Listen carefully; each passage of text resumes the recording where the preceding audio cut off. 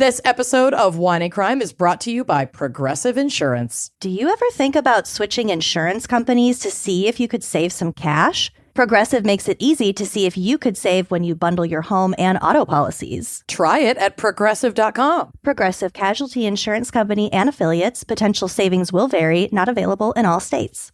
Offer valid on standard browsers, U.S. only. When I heard about Date My Age, I thought, really? But there I was in my empty, quiet house, my laptop on the kitchen counter, and I typed in my name. Looking for a man between the ages of 40 to 60? Sure, why not?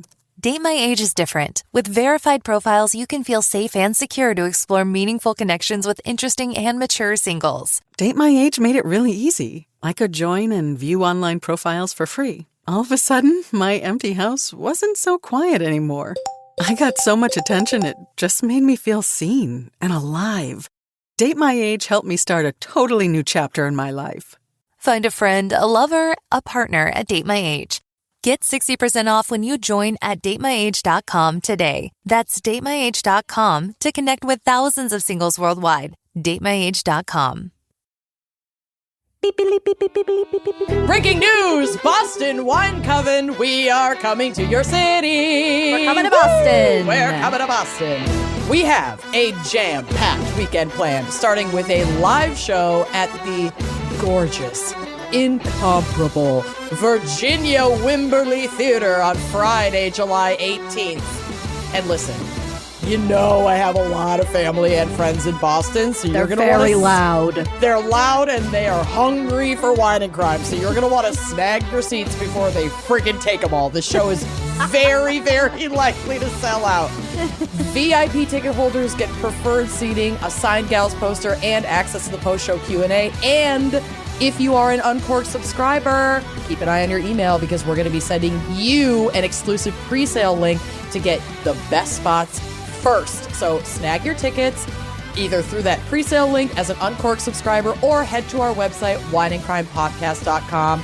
But wait, there's more. There's so much more. So much more. We are so thrilled to be attending the True Crime Podcast Festival in Boston on July 18th through 20th, 2025.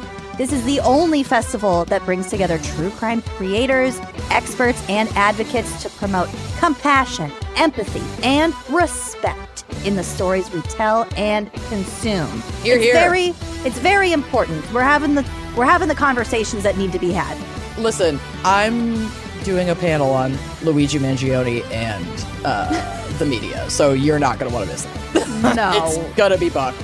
This immersive weekend is packed with live podcasts, panel discussions, the Luigi Mangione thing with Amanda, meet and greets with some of the most talented creators and fierce advocates in the true crime space. I am so thrilled. We were at this festival last year in Denver. Mm-hmm. So many great people. Oh my God. It was honestly unbelievable and so intimate an experience. Like, we are just sitting in a room with all of y'all, like talking face to face and really breaking down these cases. It's really incredible.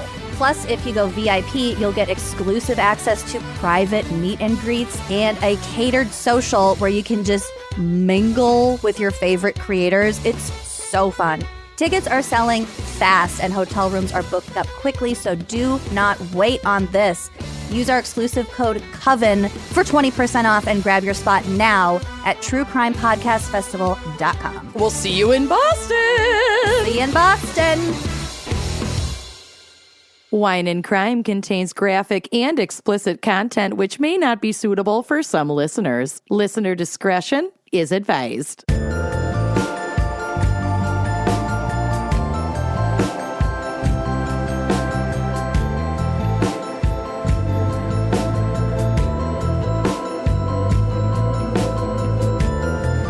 Are listening to Wine and Crime, the podcast where two friends jug wine, chat true crime, and unleash their worst Minnesotan accents. We do. Golly, my name's Amanda. My name's Lucy. And this week, I was so happy to see this. I dressed up. You did. I'm proud of you. We, as two girlies who stood in long lines and... Nope. You weren't there. My mom wouldn't let me go. Oh. Let's introduce the topic, and then I will fucking rant about this. All right. This week, we have a very special fan pick.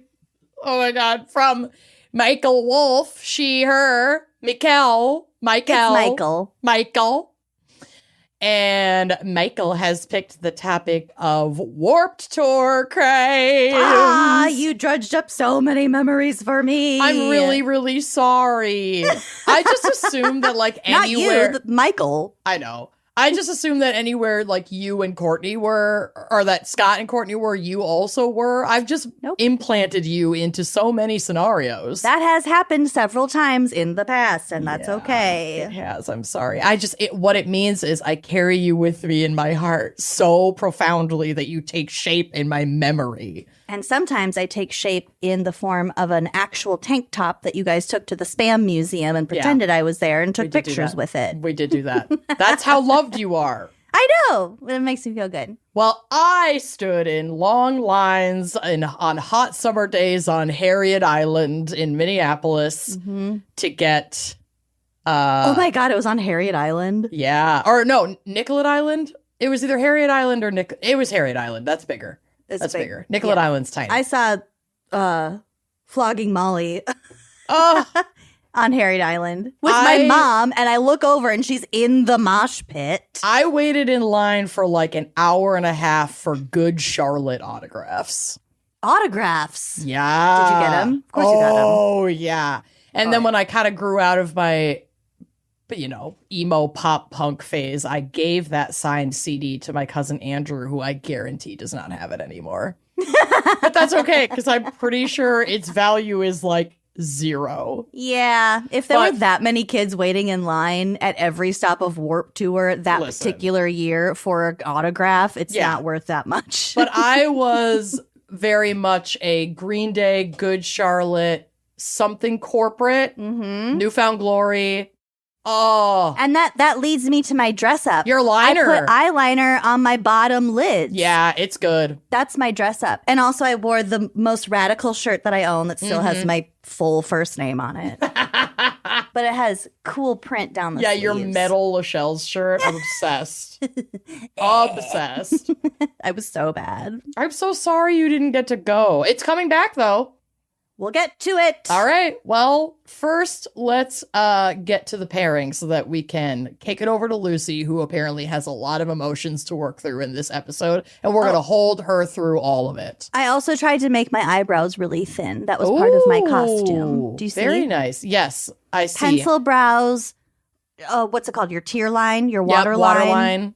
Lower lid waterline. Not a hint of contour. I don't wear a lot of makeup anymore these days, but I will say one of the things that I have clung to as a millennial is if I do my liner, now it looks like I have liner on right now. That's just a tattoo. I do have tattooed liner. So, but when I put on liner, I hit that bottom waterline. I'm going to do it. I don't mascara the bottom lashes, but I will hit the bottom waterline. I did it very heavily you today. Did. It looks great. I love it. But sometimes a touch of a waterline draw and a really light, very light, only on your outer lashes, bottom mascara, it hits. Sometimes it just hits. I like how it looks. I just rub my fucking eyes too much. And so I always smudge it and then I look like Tammy Faye Baker. So it's just self-preservation. I'm a wet, itchy girly. My eyes leak and itch. I have allergies. Wet, itchy Baptist. I'm a Lutheran, but yes. Tammy Faye. Oh, right. She's a Baptist. But yeah, lovely Michael gave us some recommendations. There's a lot of bands that have beverage collaborations. And, I'm a proud Green Day girly. I still listen to Green Day. I'm not I just listened to Green Day in the kitchen while I was getting ready. Thank you. I was doing my makeup in the kitchen. Yeah. Don't at me. That's where the best light is. You get the most natural light in your kitchen. I know. I have windows on 3 sides. I was listening to Green Day and Blink-182. We will get to it. Duh. Yeah. Duh. I love Green Day. And you know what? I also love The greatest hits of Sublime. There, I said it. I said it. Jessica was a huge Sublime girly, so like anytime we hear Sublime, it just takes us right back. It's a nostalgia issue. Yeah, it totally It's not is. like, oh, I admire their art. Like the way I admire Green Day. Yep. They have a coffee collaboration. It's called Punk Bunny Coffee. Green Day does? Yes. The beans come from Honduras, Peru, and Guatemala. It's 100% fair trade and 100% organic. You can even find it in some 7-Eleven stores. Oh my God, the They bunny did looks like Billy Joe. Yeah. Who I always call Billy Joel. That's not right. Fair enough. You know what? The coffee might be at some 7-Elevens, but they also have this Punk Bunny 7-Eleven Kerplunk Candy Grape Slurpee collab right now. Yum. That looks absurd, but also amazing. I gotta give it to them. The branding is good. They have great merch. Oh my God. For their coffee, they have a t-shirt that's called The Americano Idiot. There you go. I saw American Idiot, the traveling Broadway show. It was good. I really liked it. Yeah, I liked it a lot. Bizarre. Yeah, it was fun. I mean, never even listen. heard of it. Oh, I'm like all about a jukebox musical using the music of like a really great or popular artist. There's an Alanis Morissette one that's like unbelievably good. And that's like, I think almost all off of the Jagged Little Pill album. I wasn't even aware of this like genre. Oh, yeah. Jukebox musicals? Jukebox musicals. So like Jersey Boys is a jukebox musical. And like the ABBA Grease one. Yep. That Mamma Mia is a jukebox musical. Wow. Yeah, they're fucking great because it's like, I love them as a theater geek because I feel like it makes theater accessible to people who aren't typically theater nerds. So that like you too, as an ABBA fan, could go enjoy this show that has like a fun but loose plot, but you know all the music. It's like super fueled by ABBA. Exactly. Wow, cool. It's really fun. I'm a fan. And you know, I'm just doing a lot more non-alcoholic pairings. So for our coffee girlies in the coven, they have a lot to choose from. All kinds of different roasts. You can get, I think, light, dark, and medium roasts. And the names of the coffees have really cute names. Father of all dark roasts, Sound Check, Light Club, Fancy Sauce. That's a limited edition. Definitely check them out. Punk Bunny. They have a really fun website at punkbunnycoffee.com. Their pricing is genuinely very competitive, especially for like good coffee, and coffee's getting expensive. Hello, tariffs. Oh my God. Their Who Are We tab has like an absurd video ad that's like the guys in the band just like superimposed into like a Winnebago. That is the most It's unhinged. superimposed Ew, photo the driver. I've ever seen Ew. in my life. But the eyeliner is lining. It is. Yeah. And, you know, I've always been a fan of Green Day. I know a lot of people say they sold out around the American Idiot era. And, like, yes, their music has undergone a lot of changes. They've been around for fucking ever. They've been around for fucking ever. Let them sell out. Give them Sure. a soft place to land. But they've also, you know, maintained, like, a pretty solid message in terms of politics, socio-political landscape, war, justice. Like, they're out, you know, they've been on tour recently, like, at shows in front of hundreds of thousands of people advocating for Palestine. You know, so say what you will about their music. I feel like they're doing decent things. And as a millennial, Green Day is just a hill that I'm fine to die on. I'm cool with it. Oh, I'll die on Green Day's hill any day. I also definitely went back to take a listen to some of my like go-to music in high school. A lot of it, I'm like, how did I ever? For this episode or just in No, general? just in general. Like I've been doing that recently, and some of it I'm like, how did I ever? But Something Corporate still bops. Something Corporate Still bops. bops. Okay, we're gonna get to. If you we're see gonna Jordan. get to those. Oh, If I you know. see Jordan, I know. fuck me up. Oh God, I gotta start a play. Can we collab on a little playlist? Well, Let's do that. We should collab on a playlist, and we'll put it with the post for this episode, and then people can listen to it. Yes, we can. But I also, in the last year, had a very popular Threads post where I was like, what is the emo lyric from like your teenhood that like took you out? And then people started just like piling into the comments with like all these different song lyrics. And then one angel from the comments was like, I'm making a Spotify playlist of all of these songs. Oh. So I have it. I'll send it to you. Okay, that might just be what we share. And then we could add to it. But let me look. Home. Where's my... You know, it just struck me real hard. Mm-hmm. Your hair is everywhere. It's called Emo Lyrical Chokehold Thread Playlist. Yeah, it's fucking amazing. It has some great shit on it. So I will send this to you. God. And, oh yeah, Death Cab, that Postal Service. Like, I've always been a Ben Gibbard girly. Bright Eyes. I loved Bright Eyes. Mm-hmm. Get out of here. So yeah, that playlist exists. We can add to it today, maybe, though. Definitely keep a running list. Obsessed. If you see Jordan. Let's hear a quick word from our sponsors so that we can get to stepping. I got some good shit coming up for us. So I can't wait. I'm so excited. don't leave yet. Y'all, as we record this, we are hours away from our flight to head to Greece for our amazing wine and crime coven vacation. And I gotta tell ya, I gotta shave everything. I just took my everything shower. It's a very beachy trip, and I'm realizing that I'm like still coming out of my winter hairstyles. And I've got work to do, but I know that Flamingo has my back, baby. They've got more than your back. Yeah. I used to have, I'm not clumsy, but like, it used to be when I shaved my legs on the rare occasions, I would come out of that shower like bleeding. Hacked to pieces. Mm-hmm. But with my Flamingo razor, I'm not bleeding anymore. And that's a nice thing. Yeah. Flamingo is designed for you and your unique body hair and care needs. They have so many products for you, no matter what your style is, even if you don't like to take it down to the floor level, you know what I mean? Yeah, I'm not a big shaver, but this is still the razor that I reach for when I do shave, babe. Absolutely.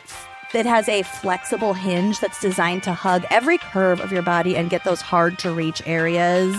The handle is ergonomically designed, so it fits comfortably in your hand. You know, you're in the shower, you're wet, you're slipping, sliding all over. Mm-hmm.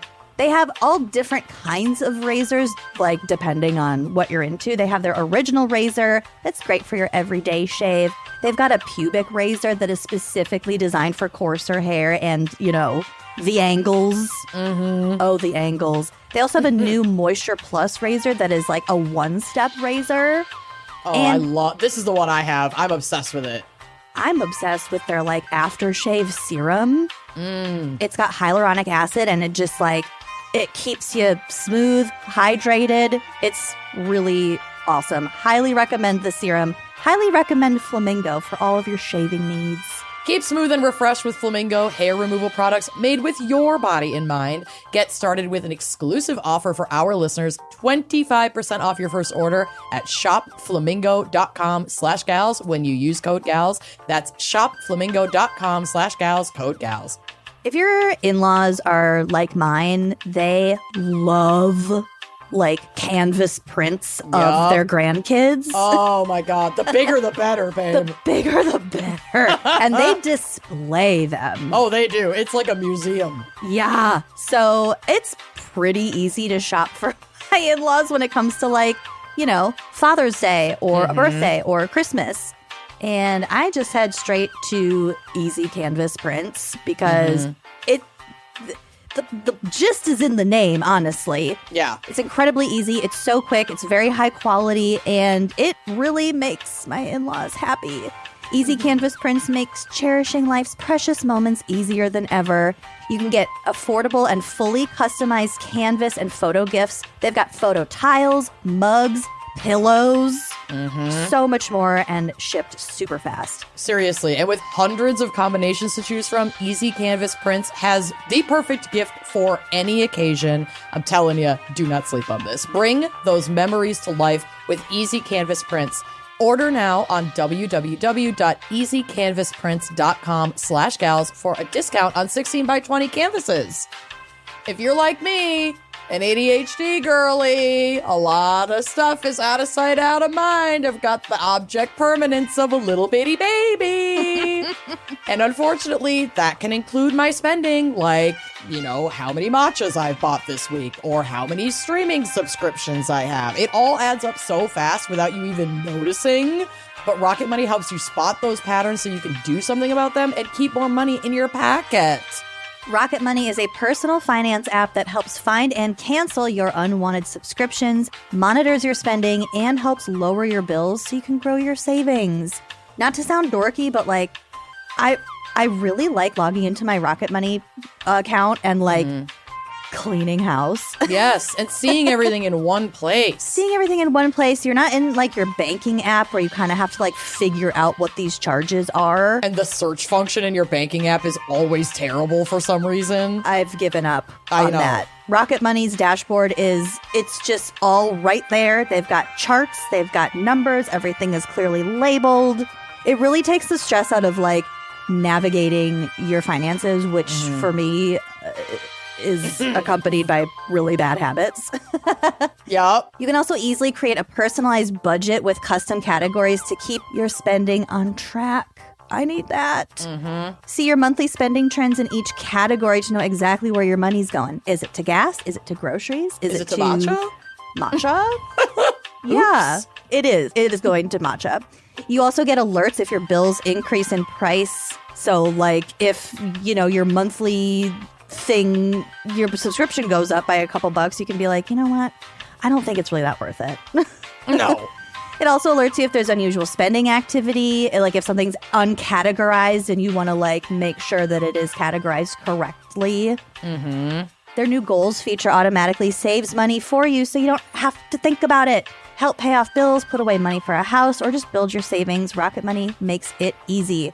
Rocket Money has over 5 million users and has saved a total of $500 million in canceled subscriptions, saving members up to $740 a year when they use all of the app's premium features. Baby, that's a plane ticket. Go on a trip. Cancel your unwanted subscriptions and reach your financial goals faster with Rocket Money. Download the Rocket Money app and enter our show name, Wine and Crime, in the survey so they'll know we sent you. Don't wait. Download the Rocket Money app today and tell them you heard about them from our show.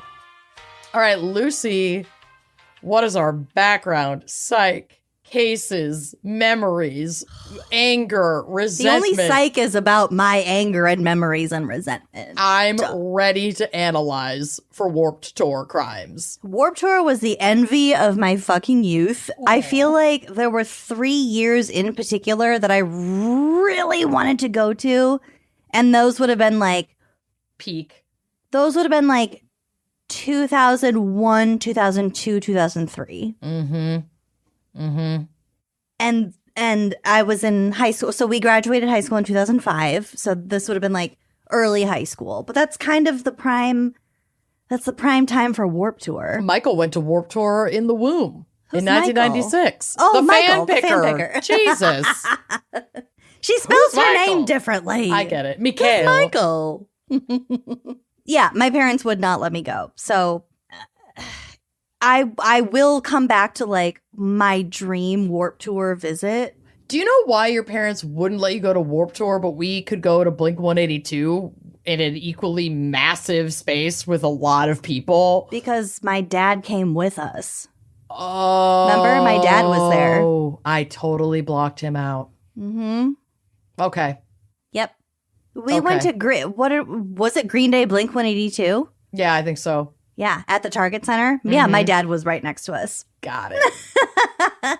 Not in my mind. If you're not familiar with the Warped Tour, which is what its official name is.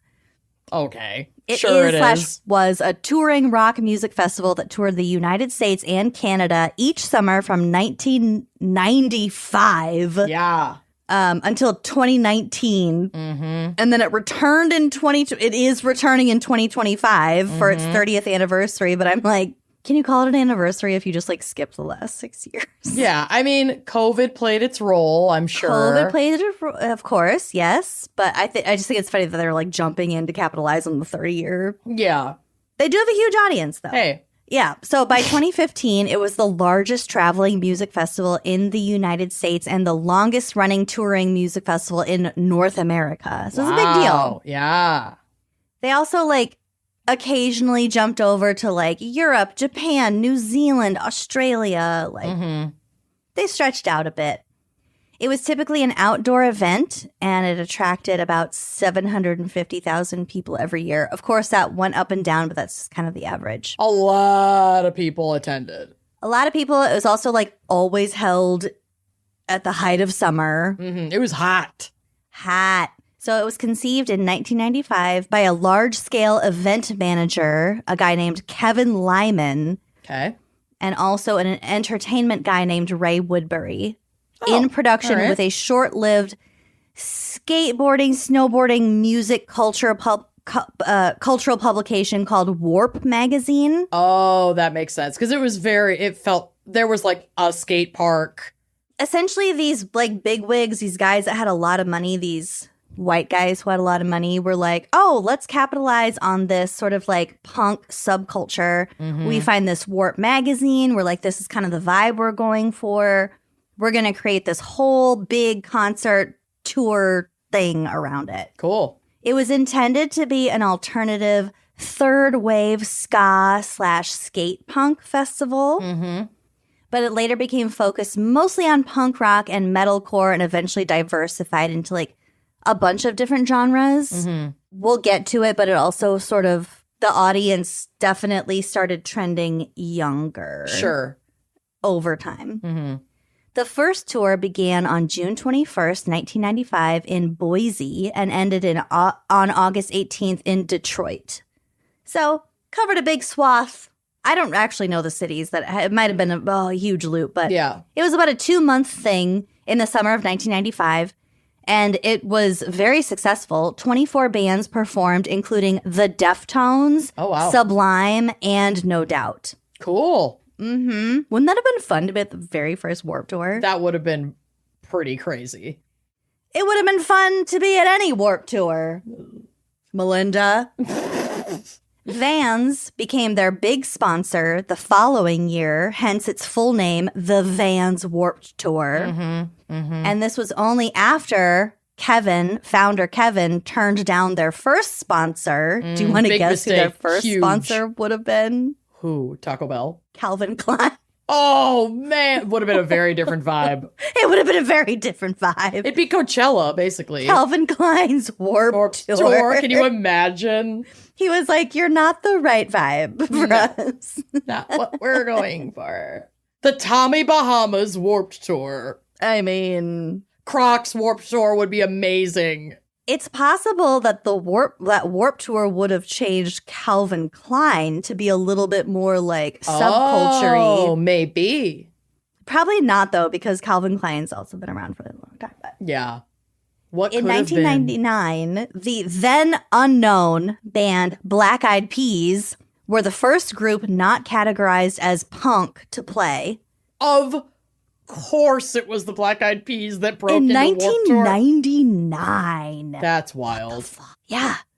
So like that obviously gave like will.i.am kind of a breakthrough and Fergie and, you know. Some other bands that Warped Tour is given credit for kind of getting off the ground include Black Veil Brides, Avenged Sevenfold, oh Blink my 182. God. Yes. We'll get back to them. Sum 41, Limp Bizkit, My Chemical Romance, Fall Out Boy, Paramore, Machine Gun Kelly, Paramore, Bebe Rexha. I don't know that one. Katy Perry. Ooh. And Yellow Wolf. Okay. So the whole thing, it definitely started this way, but I think it sort of maintained its roots in being a little bit ragtaggy, especially because the whole operation was massive. Like, yeah. You know, 40-some bands, and then they go like weekend to weekend all over the continent. Yeah, that's an undertaking. Some bands would sign up to do like the setting up and tearing down and like all the stage stuff in exchange for being able to be on the tour. Yeah, that, I mean, makes sense. Mm-hmm. That's actually kind of clever. Yeah, I mean, why not? The problem is they're not like necessarily professionals, but like I feel like anyone who plays in a band, who has been playing in a band for long enough, understands the basics of like stage setup shit. They've probably done it They get themselves. the cables and the blah, blah, blah. But they also every year had a barbecue band, which was a designated band who would cook barbecue for the other bands and the crew like pretty much every night after the show stopped. Fun! They had a designated barbecue band. And one of the years that band was the Dropkick Murphys. Oh my God. I know. Iconic. Musicians also gave free lessons to concert goers out of I think they called it the John Lennon bus. Oh. So it's just like, oh, we're just sharing music. Before I ever went, there had been like, I even remember going in like 2003 or whatever when I went and hearing stories from people who had gone about like, oh, you might get to meet so and so, or they come and they hang out. And it's like they come and they hang out in like certain areas. They did, but like by the time we were going, that stuff was way more heavily monetized. I mean, I had to pay to get into the line for the Good Charlotte autographs. Really? Mm-hmm. Oh yeah. I mean, yeah. Wherever there's money to be made, they're gonna try to make money. It got way bigger, so they had the budget, to pay the artist more, and then the artist didn't have to do so much of the interfacing. I think that in the early days, they definitely did a lot more organic engagement. And then as things went on and things got progressively, commercialized, of course they charged money for that, or they had some kind of barrier to be like, you have to be on this list or this, contest you have to buy winner this or whatever. Ticket level or whatever. Yeah. Yeah. But they did have... They were having the build musicians give music lessons to people who had maybe never like played the drums before, played super cool. Whatever, which is kind of cool. Bring that back. That's awesome.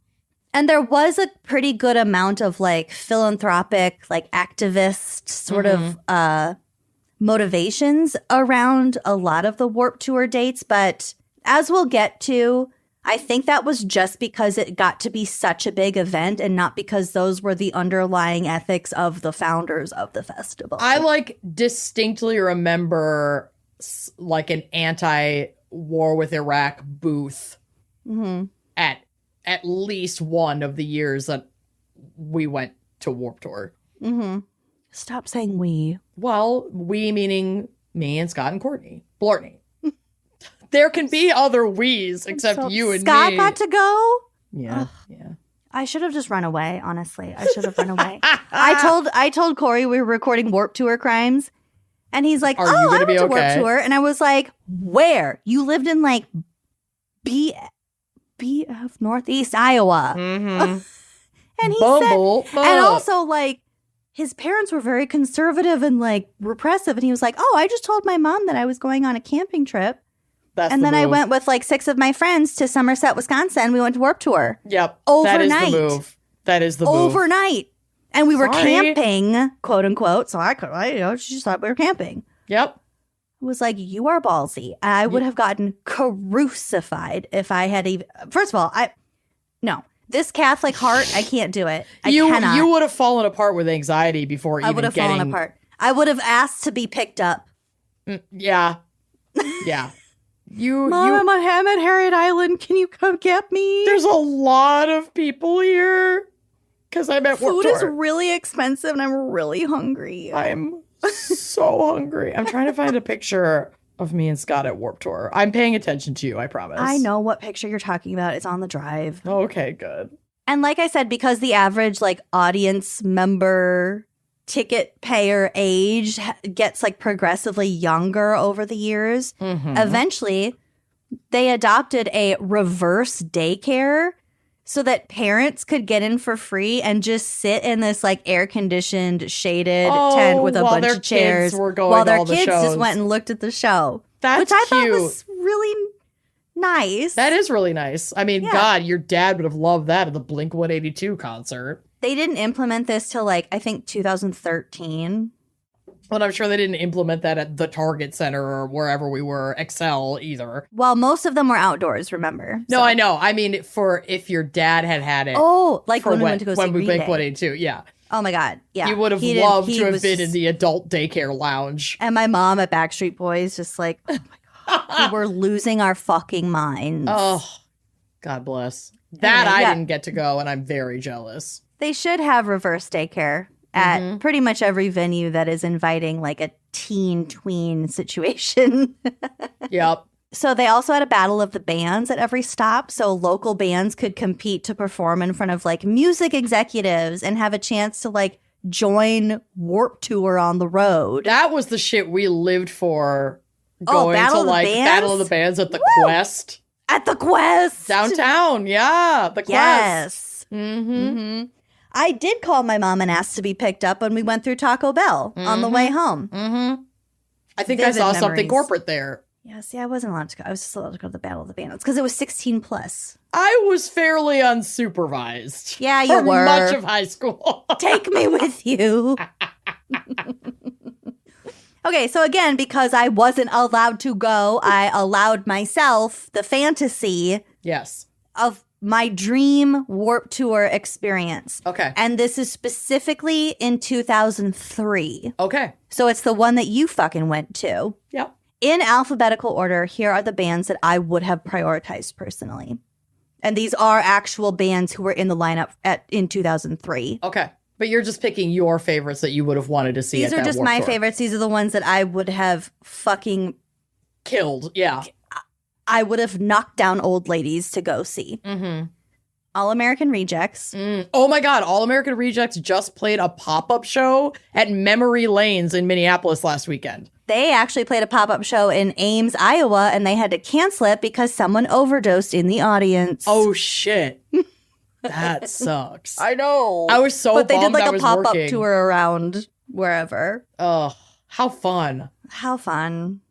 The Ataris, who I will also interject to say, played a show at this weird like grungy club in Des Moines, like not far from my house. Mm-hmm. And I went and they played none of their hits. Oh, that's so disappointing. They did not play Boys of Summer. Ooh. It's like, I appreciate that you're trying to showcase your newer music, but can we have a little bit of balance? Can we have something from So Long Astoria? Are you Yeah. fucking kidding me? Is that Yeah. too much to ask? It's not. It's It's not, but apparently Know it your was. audience. Anyway, that was second on my list. Okay, so we have All American Rejects, The Ataris, Atmosphere. Oh, Woo! yeah. Blink 182, Mm-hmm. which we'll get back to. Coheed and Cambria. Oh. Oh, my Remember God. that one song? I mean, Blortney was a big Coheed and Cambria girly. She was. Mhm. I didn't love the deeper tracks. I just wanted that one song. It was like meth to my system. Fair. Flogging Molly, again, saw them at Harriet Island. Mom was in the mosh pit. Incredible. Messed. I think Oh Messed my was God. underrated. Do you remember Messed? Hey, Siri, play Messed. Yeah. No, we can't monetize this video. Oh, nope. It just played me a podcast that I was listening Okay. to from NPR. MEST. She's like, Google it. No, we're going to play you something educational. Thanks. I was obsessed with Mess. I got their CD at the Virgin Megastore in Chicago when I was on what an vacation with my family. experience. Mm-hmm. God, remember Okay. going to stores for CDs? CD store. It Yeah. was so fun. It was. I can smell it. Oh, hearing the click of the plastic. Yep. With the crunchy plastic. Everything's wrapped in crunchy plastic. I miss it. I messed it. I messed it. Okay. Also, Simple Plan. Oh, yeah. Obviously. Something Corporate. Obviously. Sum 41. Oh, yeah. You'd be insane to miss that. Yep. The Used. Oh, my God. All of these bands were in the 2003 lineup. Yep. It was so- And last but certainly not least, Yellow Card. Oh my God. It was an overwhelming experience because it was like you wanted to be everywhere and there were like different size stages and then you'd have to miss a lot of other shows even just to get a good spot at the show that you wanted to go to. Yep. So like you had to go in with a schedule and I think I mostly wanted to be there for like Blink, something corporate for sure, what I saw multiple times in high school. I think most of the shows only had 2 stages, but you're still there all goddamn day. All goddamn day. And yeah, it's like people don't really go back and forth. And the stages, at least when I went, were not near each other. And then there were other small stages and pockets of areas where they were doing meet and greets.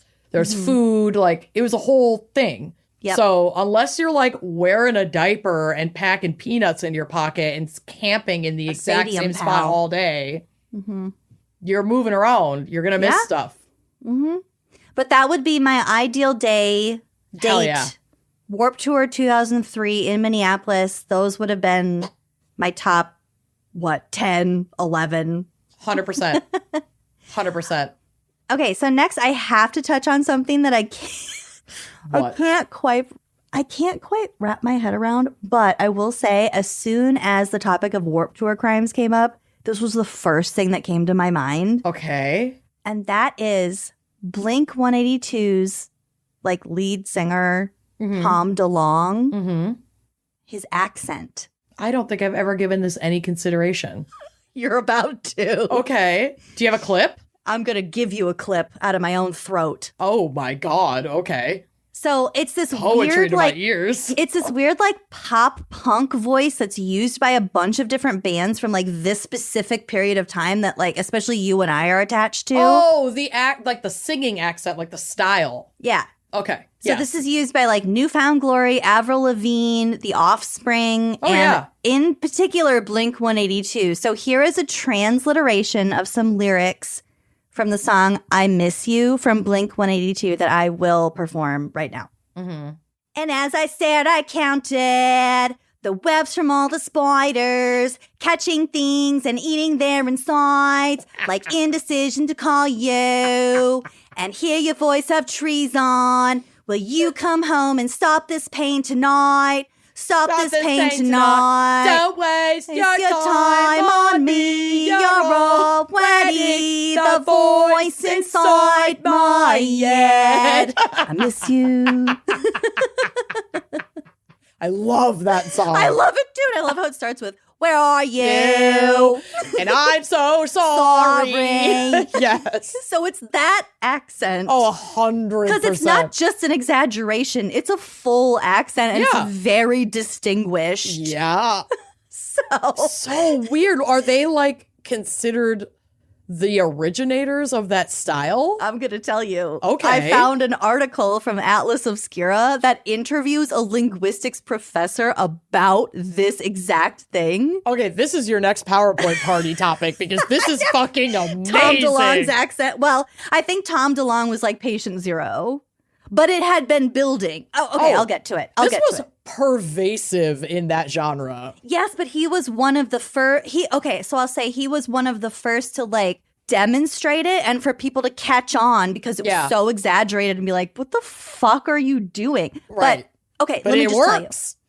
So this article is so fucking interesting. Please go find it and read it for yourself because I don't have enough time because I also have a case and much more after this. But yeah, Lucy warned me my segment's a little long. It's a little long. It's a little Tom DeLonge. Go for it. I was like, yes, please. I'm not even talking about his affinity with aliens. No. Because he's a big alien guy, too. I'm kind of obsessed with this. He's so fascinating. This is definitely a swath, an era of music that I was super into where now as an adult, I don't want to learn more about who these people were as individuals. Because just keep them I'm sure they're all problematic. In the beautiful little time capsule that was the early aughts. That's still inside my head. Don't email me about Tom DeLonge. He just lives inside my head. I miss you. I miss you. It's probably problematic. I picked you up on my very first date. Oh, my Is it heart. cool if I think it's time to dance? Okay. Oh, my God. So here's my favorite part from this article. Okay. That says, quote, pop punk as we think of it today is easier to pinpoint than the referring to some other accents that have evolved, especially in the United States. It was created in the late 1980s and early 1990s at 924 Gilman Street in Berkeley, California. We have an address of origin? We have an address, people. So this, at the time, was an all-ages venue, normally referred to as just Gilman. Wow. This is where Bay Area bands like Rancid, Operation Ivy, the Mr. T Experience, and especially Green Day all started to get attention. Bay Area pop punk is a kinder, gentler variety than either the nihilist Londoners or the hardcore California bands like the Circle Jerks and the Dead Kennedys that had preceded them. Okay. This all makes perfect sense. It really does. It's like softer, it's more fun, Yeah. it's less harsh, it's less aggressive. The pop part of it is the part that we love the most as like millennial Abercrombie wearing mini goths. Exactly.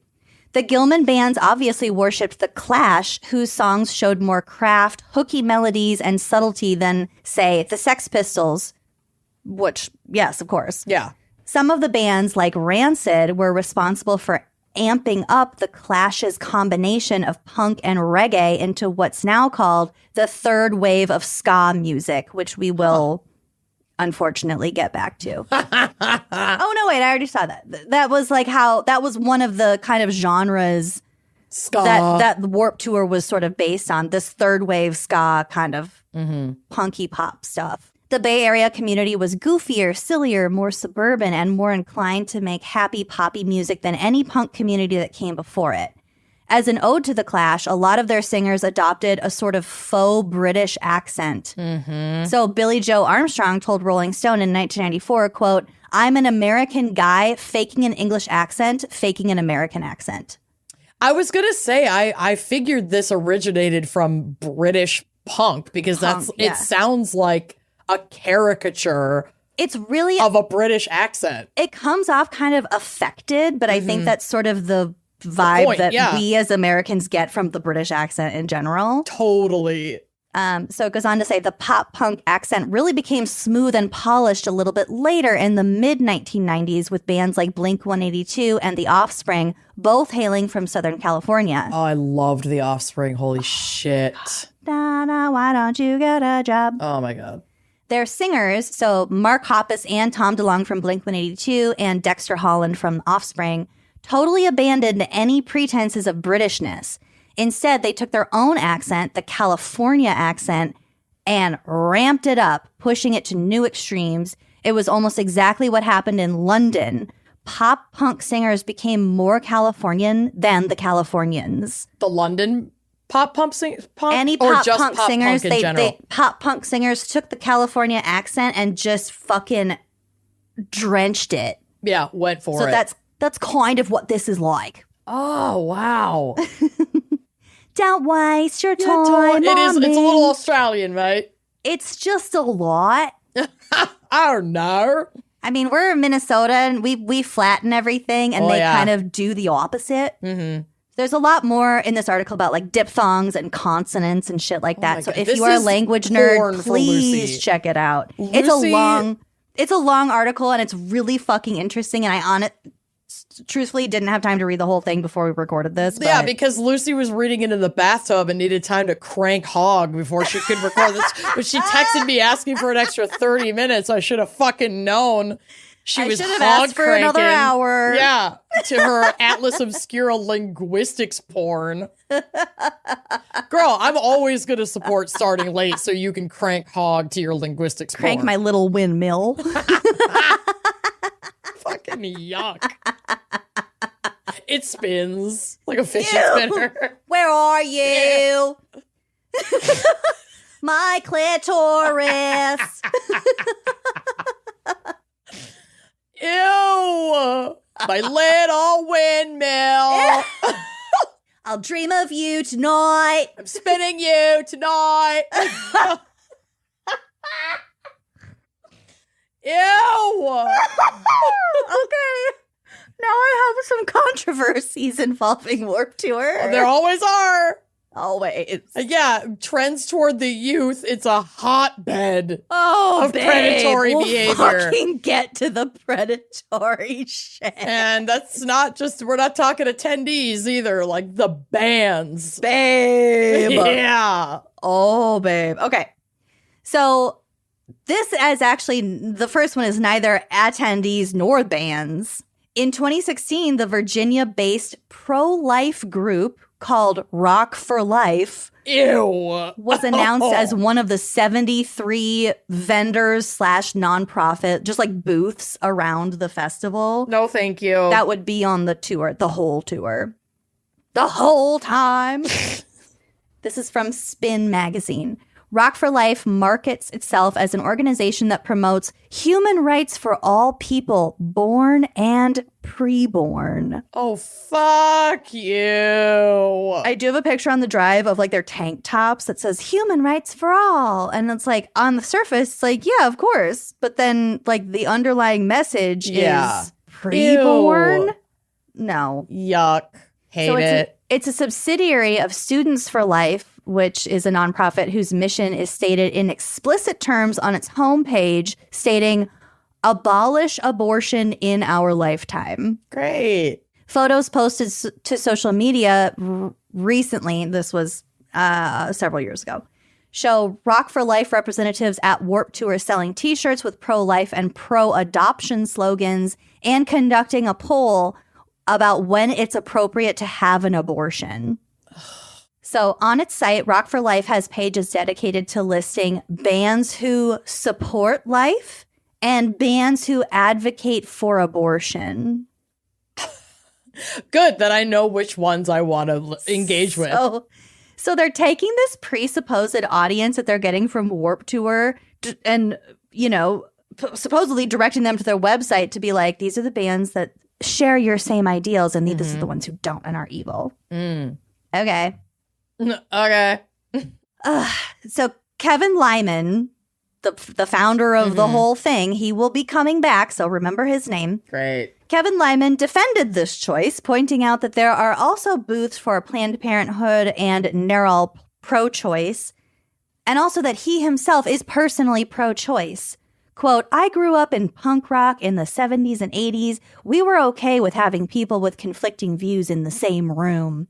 If we don't allow people of varying opinions in the same space, we'll never fix the problems in this country. That's why I'm doing this. I mean, okay, it's some... No, this man is an apologist. He will come back. He's not it's great. centrist liberal bullshit. So there are some organizations that if it's actively harmful, it shouldn't be platformed. Period. Yep. So it's true that much of Rock for Life's merchandise and literature focuses on adoption as a humane alternative to abortion. I'm not saying adoption is wrong. No. But as an alternative to abortion, that's the stupidest argument. Well, and I it think in the whole statistically space. doesn't work like that. Statistically doesn't we work. Know also, this. that's not how abortion works. Sure isn't. The majority of the time. Like, no. What do you do? Okay. However, in social media posts, the organization is unambiguous about its more extreme positions, such as advocating for the defunding of Planned Parenthood. So if you go to the drive, these will be on the blog. There's some pictures, screen grabs of tweets from this organization. So the first one is a guy holding 2 fistfuls of baby socks. Saying like, socking it to Planned Parenthood. We're going to defund Planned Parenthood, standing outside like the U.S. Capitol. Oh, yuck. He's got fistfuls of baby socks. No, that's not okay. It's so gross. Hate that. Another one is a graphic of a quote from Neil Gorsuch saying, human life is intrinsically valuable and intentional killing is always wrong. Okay. And then another graphic saying 98% of women will not enter a Planned Parenthood in a given year. Okay. What? I don't think I've been into a Planned Parenthood in probably 12 years. That doesn't mean Yeah, I that haven't it's been never been important and crucial to my healthcare. No, I mean, that was where I went for reproductive health care for the many years of my life that I did not have either any insurance or like state insurance that included gynecology. That's where I got my birth control. That's where I got my HPV vaccines. I've been there for testing. I've been there for birth control. Yep. I've been there for like blood draws and other health things. Like, especially if you're underinsured, it doesn't matter what demographic you fall into. Planned Parenthood is like, that's your first resort in a lot of cases. Healthcare. Are you fucking kidding me? Defund Planned Parenthood. These balled up fistfuls of baby socks. I fucking hate it. I can't. Okay, so the band Sorority Noise tweeted a photo of a Rock for Life pole that was like at a Warped Tour stop that was at their booth. Is that what this sign is? The vote That's here what the sign? Post-it note thing is. Ugh.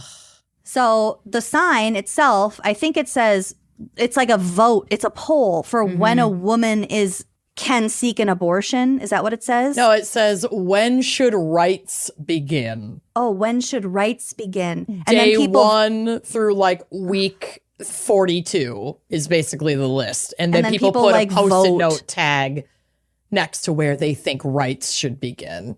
So the band Sorority Noise tweeted this photo with the caption, "A woman's right to choose reduced to a sticky note collage at Warped Tour." Yeah, and you know, keep in mind we're talking about this while a black woman in Georgia who is brain dead is being kept alive on life support against her family's wishes. I didn't realize that was an actual scene in A Handmaid's Tale. Yeah, but I mean, the shit. I mean, it's real. Yeah, that's the worst part. It's been but going on. But the fact that it's apples to apples against this show/novel that is meant to show how fucking evil we can get. Yeah, and it's here pretty we crazy. are. We're there. Well, we are fucking there. It's so fucked up because the woman in question is not very far along. This baby is She was 9 weeks. She might not have even known she was pregnant. There's no way to know if she knew.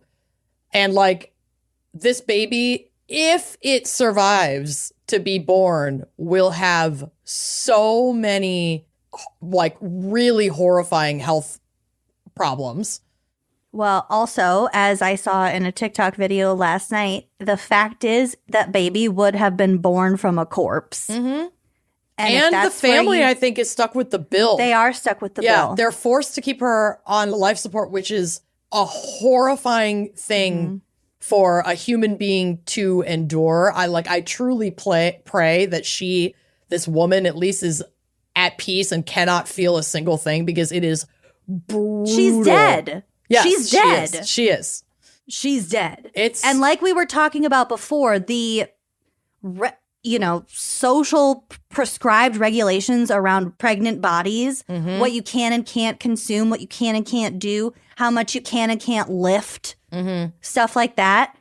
This woman is dead. And all of her functions are being performed from like chemicals, medications, other interventions. Yeah. Well, and what the fuck is this doing to the fetus? Well, I want people to really hear me when I say this next part. And I highly recommend everybody read this book, but I've been reading a book called Medical Apartheid, and it is essentially about the birth of modern medicine through the use of experimentation on Black enslaved people. And so it is no coincidence that the state of Georgia is truly testing out the limit of the laws that surrounding conception when life begins at abortion, because that's where this whole ruling really stemmed from. It is not a coincidence that this is a Black woman, and this is American history, medical American history. They are experimenting not only on the medical possibility of incubation of life after brain death, the government is testing how far the reach of those laws they've passed can go, and they're specifically testing those things on a Black woman, like we used to do you know, in during chattel slavery. Like, this is very aligned and very Which was intentional. like fucking yesterday. Yep. In the scheme of things. And so they test these things out on oppressed populations, and then it all reaches all of us at some point. So we have to be very fucking concerned about this. And this is a new thing in terms of what technology we have available, but in terms of the concept of specifically a Black woman's body being used for medical discovery, that is very much by the American playbook. Always fucking has been. And it's super fucked up.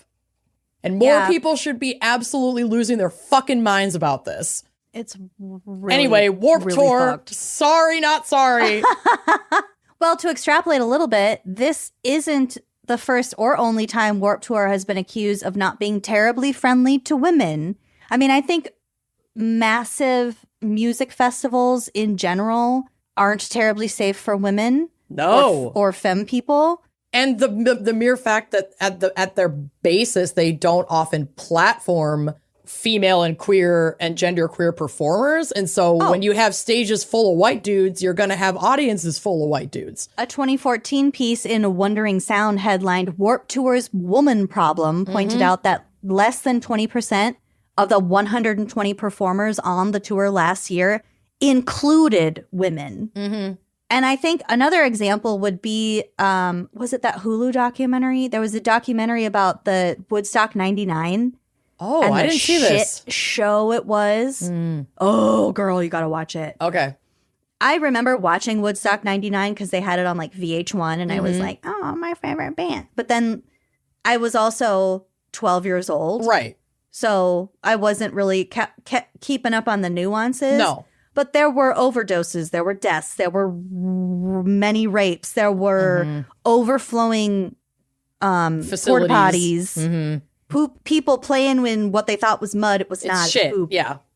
It was the same. It was kind of the same shit that happened at the original Woodstock, but like more fires and more violence and more death. Ugh.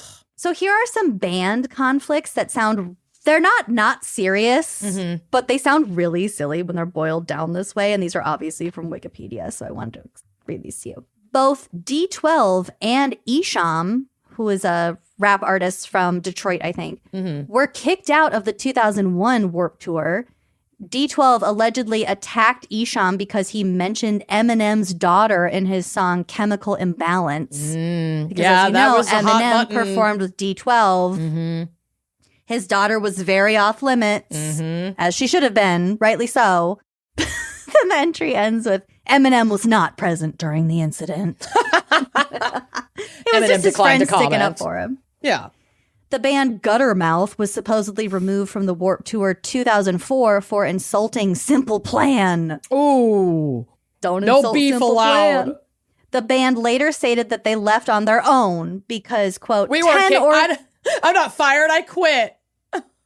Because, quote, 10 or so unnamed bands didn't jibe with Guttermouth's way of doing business and in some cases threatened them with violence. Okay. If 10 or so bands are coming at you, Maybe probably you're the problem. Yeah. Guttermouth. Justice for Guttermouth. Nah, probably not, though. Probably not. I'm fine. Okay, this one's not funny, but it is boiled down in like a absurd way. The band Slaves was kicked off the tour in 2015 after lead singer Johnny Craig sexually assaulted and harassed a female merchandise table worker. He harassed the merch girl. Oh. Jesus. I mean, that's a cardinal sin. It is. I mean, don't harass fucking anyone. Well, but leave the merch kids alone. Me. But my God. Hands off the merch people. Yeah. The band Islander was kicked off the tour after Marky Carvajal jumped into a backline drum kit on stage and damaged it during their live set in Denver on July 1st, 2018. Hey, don't fuck with the gear. Don't fuck with the gear. Yeah, they were fully kicked off because one of their members leapt into the drum kit. Well, and I think on a lot of these like multi-show band setups, sometimes they do share some instruments. yeah. Like a massive drum kit might not get broken down for their each own band. drum kit. Yeah. Because then they probably wouldn't have been kicked cared. out. It's like you're fucking with gear that a lot of people are using that day, you dicks. Yeah. Like, smash your own guitar if you want to be an asshole and do shit like that. But especially with a drum kit, they can't break that down and set it back up and like tune it and everything for every single band. Mm-hmm. So there are occasional deaths at Warped Tour shows, primarily. Okay, I couldn't find a lot of like hard and fast information as far as like cause of death. Just because I think that's not like widely reported. No, but probably a lot of drug and alcohol related stuff, and then like heat exhaustion, it's dehydration. Actually from what I found, is primarily from dehydration or pre-existing medical issues. Because you're really out. It's in the summer. It's outside. You're in the heat all day. Like the band areas, like the crowd is not in shade. Hell no, it's not They're out covered. in the open. It's like a big bowl. Mm-hmm. So what? Not that I would know.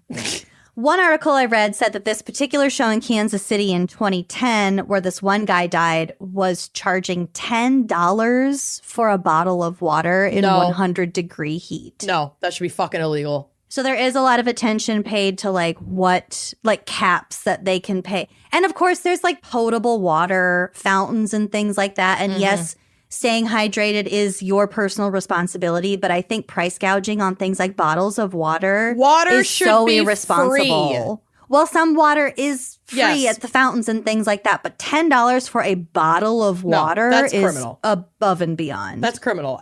Honestly, if the heat gets to 90 degrees Fahrenheit or higher, all the water in the entire place should just automatically be free. Yeah. Just to encourage people to fucking drink it. Would you rather give away free water and have it like very accessible? Free water literally everywhere that water is sold, there should at least be an option of free water. Mm-hmm. Or people fucking dying at your show because they are overheated and dehydrated.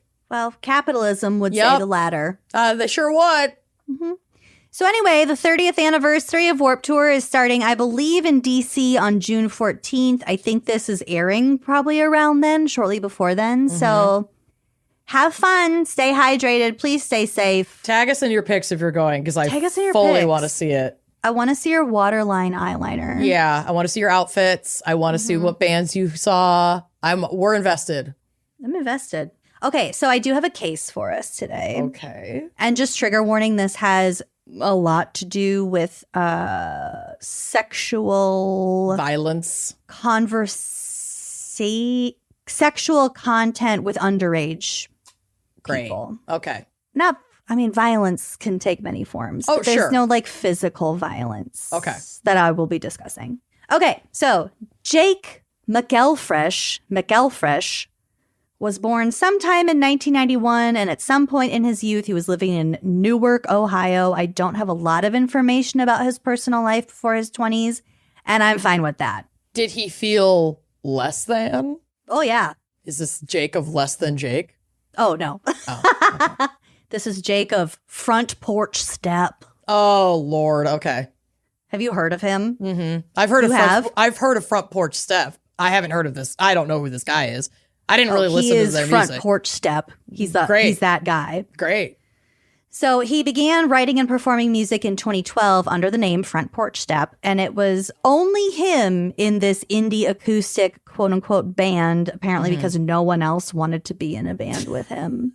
That's basically how My Chemical Romance started, as you know from my PowerPoint presentation.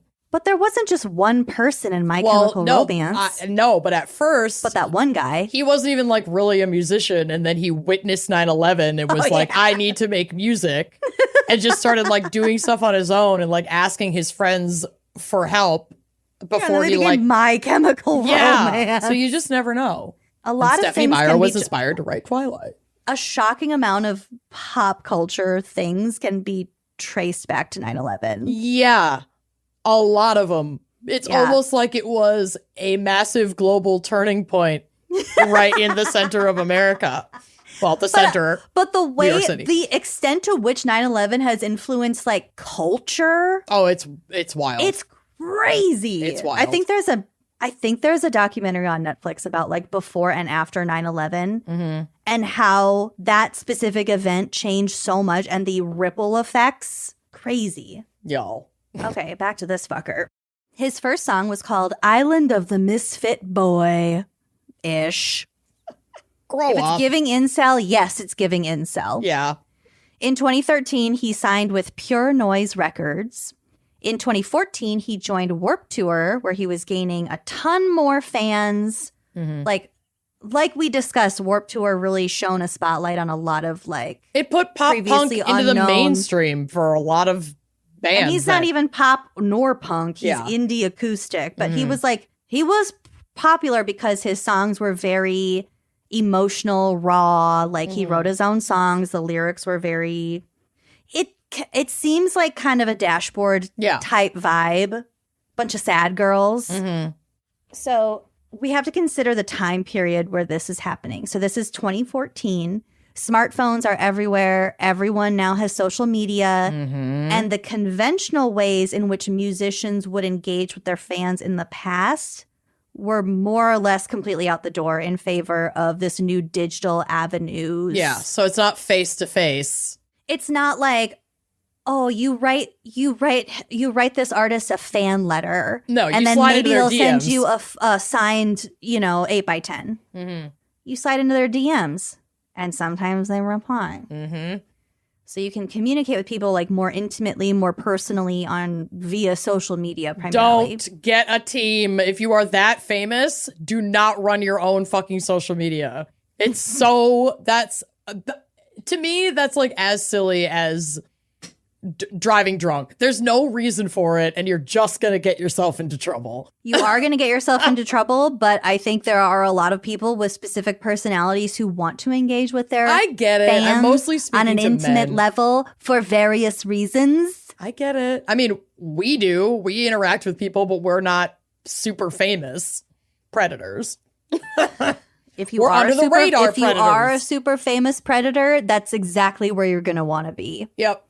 So that's where we're at, 2014. So Jake goes on tour with some other big Pure Noise acts in the fall of 2014, including State Champs, Forever Came Calling, and Handguns. Okay. Never heard of None any of these them. are familiar to me. But again, it's 2014. I'm beyond this scene at this Yeah, point. it's past our era. So he had his next tour and his next EP all set. He's living the dream. He's got shit coming down the pipeline, and he's gaining a very wide, varied audience. Yeah, he's getting famous. I didn't even heard of his band. It's not even a band. It's just him. Sure. So then, right at the end of 2014, New Year's-ish, here come the allegations, primarily from Tumblr. Oh. I have no experience with Tumblr. Do you?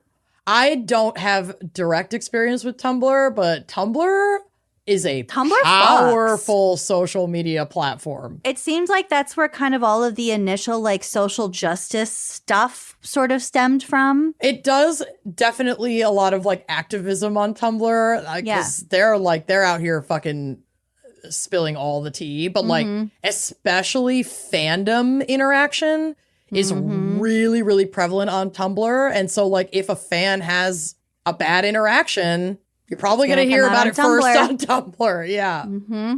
Okay, so this is from a January 2015 New York Times article. So this is right after all this stuff started coming out. In the last 2 weeks, a growing number of accusations have surfaced online against Mr. McElfresh, age 23, asserting that he engaged in inappropriate text messages and social media relationships involving at least half a dozen teenage girls, including, in some cases, the exchange of sexually explicit pictures. In response to the claims, Mr. McElfresh has said that he is suspending his spring tour across the United States, along with dates in Canada and Britain.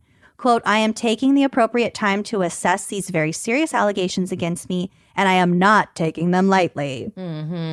Until I can do that in a complete manner with all the information I have at my disposal, I will not be continuing with any current touring activities for the time being. I can't be near anyone. So My fans again, are this mostly is children. this is January of 2014. So the article says this is likely to mean dropping out of this summer's Vans Warped Tour, the traveling punk festival that remains one of the scene's biggest stages. So after this, and before he was taken off of the bill for the summer 2014 Warped Tour, a change.org petition to remove Front Porch Step from the bill got over 13,000 signatures. So this was as of January. Yeah. We will circle back to this. Okay. She's weaving a tapestry, people. Later on in the article, in numerous accounts, including photos of text messages from a since disconnected number previously used by Mr. McElfresh, female fans of Front Porch Step said they have interacted with the singer through direct messages on Twitter before he initiated moving the conversations to phone calls and text messages. Damn! He texted one young woman, "Not weird to give you my number, is it?" Yeah, She was it is actually. She was 16 at the time. No. And he was 22 at the time. Ugh. He added, quote, "You're not going to post everywhere about it, are you? If I'm single when No, you just turn... on Tumblr. Don't worry about it. If I'm single when you turn 18, I'm just going to marry you," he told a different teenager on Kick. Babe, it gets so much worse. Over the course of months, based on texts two women obtained by the New York Times, the conversation often turned sexual, and Mr. McElfresh shared explicit photos of himself. I happened upon one of said photos, but it was like waist up, but his fucking face was so goddamn gross. I'll try to find it. I'll put it on. It's not currently on the drive, I don't think. So apparently he was sending the same dick pics to different girls in at least 4 different states. Okay. So they weren't even like personal. No. He was just blanketing his Yeah, he had like a folder. predatory shit over lots of little girls. Yep. Billboard reported that, quote, one girl reports texting McElfresh naked photos when she was 16, and she claimed, quote, at least 50 nudes a day is what he was requesting. Oh! On July 20th, 2015, he was interviewed by Billboard. So here is some of that interview. He concedes, quote, "I was definitely a womanizer. Okay. I'm horribly sorry if I hurt anyone, but I never intended to. I just want to say on paper, I'm not a pedophile. I'm not a rapist. I'm not a monster." Okay. One of his victims, who was 16 at the time, went to his show in Boston on February 23rd, 2014. While she was at the show, she tweeted about wanting to have sex with him. She later wrote, quote, "It was meant to be a joke, but in a way, not." Yeah. You're 16. Yeah, you're an idiot. You're an idiot. You've got a crush You're on at him. a show. You got a crush on a musician. Yep. You tweeted something dumb. No one expects that to be taken seriously, No. except maybe your parents, because it is inappropriate. But still, Sure, but yeah, good God. It's not It's not on serious. her. It's not on her. No. The next day, Front Porch Step followed her on Twitter, and then McElfresh, who was 22 at the time, DM'd her. Bro, you've got allegations already. What are you doing? I would be avoiding a tweet like that. No, like the fucking plague. No, this was the year before. Oh, the shit, allegations okay. hadn't come out yet. These are just kind of building. Okay. But still, fuck off. That guy's Within so a week, gross. I mean, it doesn't matter when, but No. like nothing had been public yet at this point. Okay. Within a week, he had given her his number. You're not going to post it everywhere, are you? Haha. No, don't worry, she reassured him. But by the next day, he had already become rueful about her age, typing at 3 a.m., "You are too young for me." That didn't stop him from calling her his girlfriend or asking the high schooler for naked photos. So she compromised and just sent him selfies in her underwear. Oh, honey. She's 16. Yeah, and he's manipulating her. It's so Disgusting. fucked up. He was very controlling and would send dirty messages to me a lot. Oh. Screenshots of the text she never posted online, but did provide to Billboard for this article illustrating this explicitly. One of the messages from him said, "Baby, shut the fuck up and come ride me." Oh. Another said, "I just want to bend you over and destroy you. Ugh, send pics, baby." Ugh. Quote, "He sent me 2 photos of his penis. He would tell me he could ejaculate to pictures of me. He would also call me masturbating." Jesus Christ. Before long, they started to argue. More than 700 miles away, McElfresh he got jealous easily. He despaired about her age, messaging her, quote, I can't even go public with you for a year, because she was only 17 at this point. What happens when we get caught? Sometimes he alluded to suicide over text. Oh, this man is a manipulative fucking psychopathic pig. Yep. Saying, quote, as soon as I find a gun, you won't ever hear from me again. Okay, bye. In April, You're not going to fucking do it, you piece of shit. You're just preying on this poor kid. It doesn't matter. The outcome doesn't matter. It doesn't matter. The fact that he's saying this to her is so fucking disgusting. So in April, she was asked to the prom by one of her peers, a classmate of her same age. McElfresh was livid, so he broke up with her. The same month, he texted that he missed her and loved her and then promised, quote, I'll fuck your brains out, then buy you froyo and organic peanut butter, and I'll lay back with you. I'm good. Okay. So later, in the interview, he doesn't deny his relationship with this child. Girl, yeah.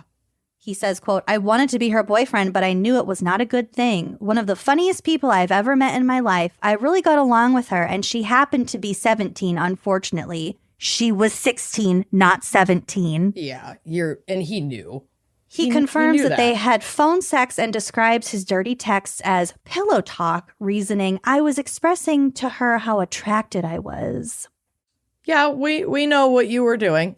So this is just one account from one of the several young women who have come forward. Some of his victims were as young as 15. Holy shit. I don't know if there were any younger than that, but at least anyone who's come forward, the youngest of several of whom were 15. That's so sad. In October 2014, he was living with his 21-year-old girlfriend and his mother in Ohio when apparently he started acting weird. So his girlfriend went through his phone only to find all of these photos and messages, including a new one that talked about how he was planning on meeting 2 teenage girls in a hotel room. I think they were like 17. Ugh. So this was October 2014. This was just a couple months before everything came out. Good Lord. In a later interview, he says, quote, I've probably seen more psychiatrists in my life than Gene Simmons fucked girls. Good analogy, I guess. What the fuck are you talking about? This guy's a lunatic. He's awful. So he was bullied growing up. He said, quote, people always picked at my appearance. I always had messed up teeth, and it made me feel really self-conscious around anybody, let alone women. I'm scared of women. I always think they hate me or they can do so much better than me. So when young women fawned over his music, everything changed. Yeah, I mean, he's gross, so doy. No, I hate that. Listen to this next part. It's like, not doy he got bullied, like, doy. No, of course he's doy women your own age don't like you. You're a fucking creep. Even if you weren't, like, kind of gross looking. Like, you could still... It's because you're a fucking creep. And so the only people falling for your bullshit are literal children that you can control. Like, if that's what you want to blame, if that's where you want to point this. Cool. Have fun in jail. Yeah. So he said, quote, it wasn't, oh, I have all these girls to talk to now. It was all these girls started talking to me. I was just like, awesome. It's incel bullshit. 100%. Yeah, absolutely. McElfresh says he's had a history of suicidal thoughts and depression. When these allegations surfaced in January 2015, he was dropped from Pure Noise and his tour was canceled. He went into therapy and got apparently on some medication. Fast forward several months to July of 2015. Remember that change.org petition that had over 13,000 signatures requesting that he not play Warped Tour? Yeah, so this is why. On July... Well, yeah, it's why. Yeah. That's why the petition got started. Yeah. On July 1st, 2015, when they were stopped in Nashville, it was a rainy day. And what do you know? The morning of the first day of the show, our old buddy Kevin Lyman, the head of Warped Tour, puts McElfresh back on the bill unannounced. Oh, fuck you. What a psycho thing to do. It's alleged because it was rainy that day that fewer people would be coming in for like walk-up tickets, like box office, like tickets. So he added another artist to the lineup that he hoped would attract more people to make up for the ticket sale loss because of the weather. And there was no one else. No one else in Nashville. I know, right? Like, the fuck? No, he just simped for this guy, saw him as a victim of false allegations from wannabe fans. Oh, we'll get to it, honey. We'll fucking get to and this put his Kevin fucking fucker. buddy on the lineup. Guaranteed. As McElfresh took the stage, he was greeted by shouts of, "Go rape some more little girls," and "Fuck you, asshole." Yeah, I mean, the punks are not going to be having this. Like, what did you think was going to happen? There was another incident. It wasn't involving him. It was involving somebody else. But of course, like, a lot of these bands are frontlined by predatory men and like shit gets around. So people at some other show, they were holding signs that said like, punk isn't predatory or something like that, which I liked. But again, he's not punk. He's an indie acoustic solo guy because no one will play with him. Right. Okay, so Kevin Lyman says to Billboard when asked about this, the kid got himself in a little trouble. No charges, no court appearance, no restraining orders, nothing. It was a stupidity of the road kind of thing.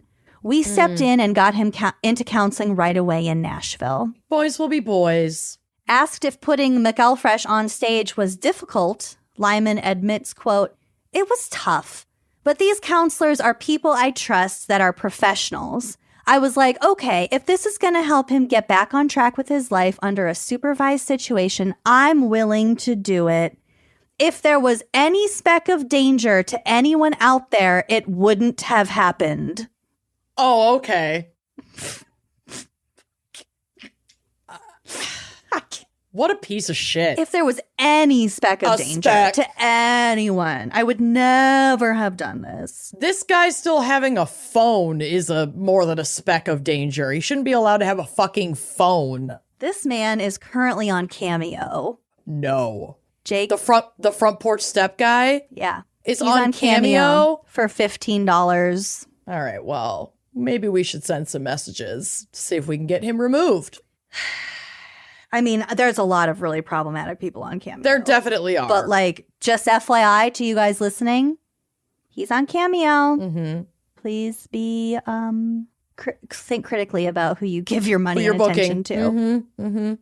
Haley Williams of Paramore tweeted, quote, "I still believe in you, scene. Demand better because you deserve better. No more excuses for boys just being boys." There you go. I like her. I I don't know. like her music, but I like her. I mean, what? I don't think I do. You Maybe I do. Okay. You do. There's no way. You know I'm unfamiliar with music. Send me the Paramore song you think I'll know and recognize and like. Done. I'm aghast. There's no way you don't like Paramore. There's no way. I'd bet my life on it. Okay. Send me a song and if I know it, I'll love it. I will. The second we go to an ad break so that we don't get demonetized by YouTube, I will send you a song. We'll get demonetized because we sang so pitch perfectly those Blink-182 Where songs. are you? Where are you? Okay, so remember that 21-year-old girlfriend that he was living with his mom in Ohio? Yes, I hope she dumped him and burned his car. So she found those messages on his phone. Yep. I don't know at what point they broke up, but when he was allowed to play Warped Tour on July 1st, 2015, she was fucking furious. I bet. So the day after his Warped Tour appearance, she posted a 10,000-word tell-all online detailing the entirety of their relationship and explaining that she had recently filed a restraining order against him. Bye-bye. She tells Billboard, quote, "I didn't feel safe. He would send me pictures of his gun in his hand and threaten to kill himself." Holy shit. So immediately, McElfresh filed a restraining order against her, citing, quote, "the slandering comments on Facebook and Tumblr that she posted made him feel unsafe." Oh, I thought that. And would you believe it, as of 2023, he's a born-again Christian. Oh. You are not a Christian! Oh my God, that's funny because I wrote that in my notes too. Yeah. Holy shit. Okay, so that's my case. That's my background for Wow. Warped Tour. And I hope you enjoyed it. And we're so sorry. Oh, my cat is just up in the egress window of my basement now. Beans! There's probably spiders up there. Beans, don't waste your time up there. You're already the kitty in my lap. I have a postmortem picture up there, and if she knocks it to the ground, I'm in trouble. So I gotta go take care of this. What postmortem picture do you have? I got it a while ago with you. It's like the one where, she's like in a casket. There's like flowers everywhere. Oh, yeah, that's a good one. Yeah, it's a really good one. Lots of flowers. Yes. Yes. Like it looks bridal. Yes. Mm-hmm. Oh, what a I love a postmortem spray. I know. So gorgeous. But I honor her. Good. Nope. Beans is being very delicate. I'm sending you a Sweet picture. girl. All right. Well, let's go to commercials so I can send Lucy this picture of my cat and also That Paramore. a fucking Paramore song. Because Jesus Christ. We'll be right back. I got a toddler in my house. Ugh. It's like a tiger. Yeah. And a everything feral tiger that puts everything in its mouth. Everything is going in the mouth. The fingers go in the mouth and then the fingers touch. Ugh. Everything is like smudged, sticky. And I'm barely hanging on. Oh, I'm going to puke just listening to this. Fortunately for me, Blue Land has my back so that my house is like somewhat presentable. So, yeah, I switched to Blue Land. Their products are made to meet the highest environmental standards. Their products are not just clean, they're mom clean.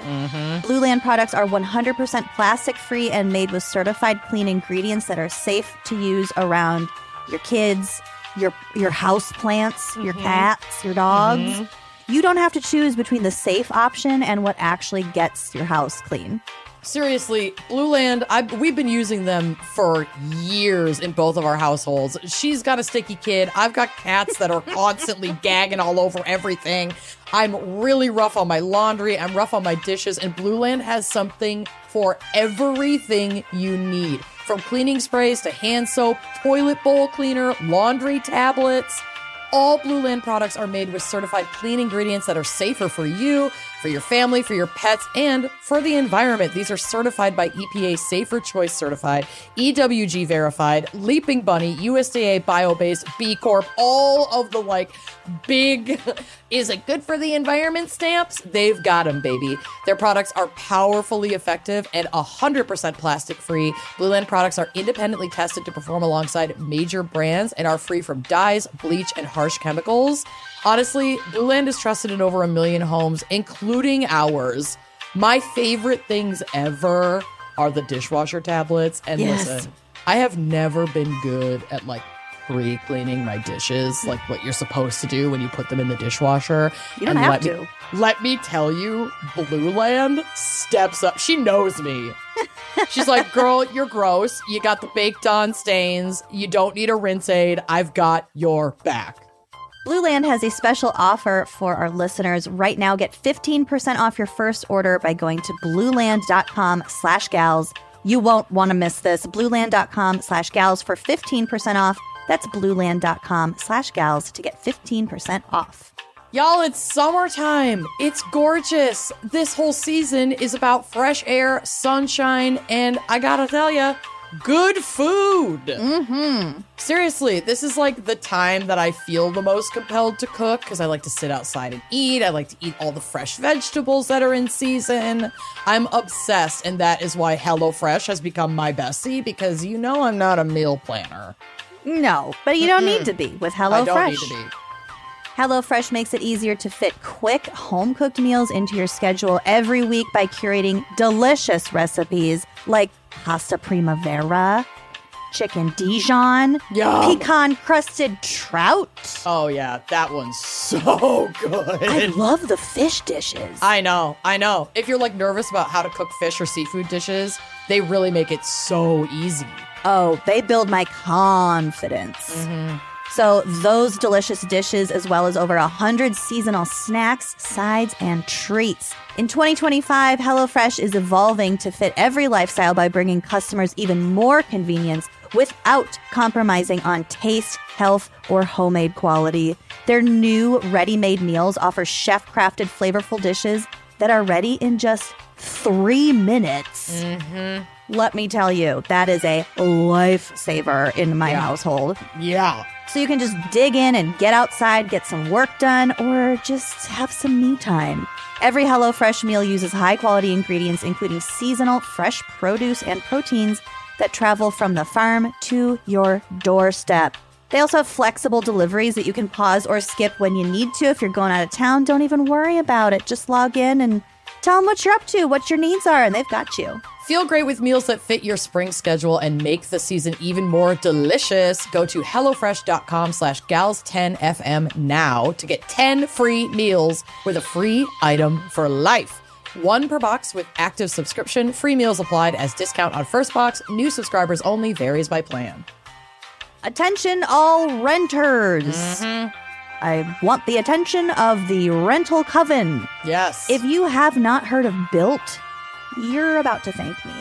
Earn your favorite airline miles and hotel points through Built just by paying your rent on time. You're already doing it. Yup. Might as well get rewarded for it. Seriously. There's no cost to join, and just by paying rent, you unlock flexible points that can be transferred to your favorite hotels and airlines, a future rent payment, your next Lyft ride, and more. When you pay rent through Built, you unlock 2 powerful benefits. First, you earn one of the industry's most valuable points on rent every month. No matter where you live or who your landlord is, your rent now works for you. Second, you gain access to exclusive neighborhood benefits in your city. Built's neighborhood benefits are things like extra points on dining out, complimentary post-workout shakes, free mats or towels at your favorite fitness studios, and unique experiences that only Built members can access. And when you're ready to travel, Built points can be converted to your favorite miles and hotel points around the world, meaning your rent can literally take you places. So if you're not earning points on rent, my question is, what are you waiting for? Start paying rent through Built and take advantage of your neighborhood benefits by going to joinbuilt.com/gals.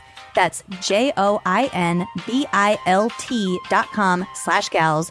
Make sure to use our URL so they know we sent ya.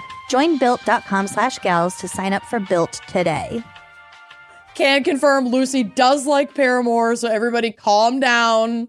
She just had one brief senior moment, and this has been corrected. Alvin would be so furious with you. There's music that I hear that I like, and then there are names of bands and songs that I associate with. And if there's no association, it's just not there. I get it. You love Paramore. Okay. My case was one of the recommended cases by Micah. So I was not... I do not know this band. I've heard of it, but I never listened to it.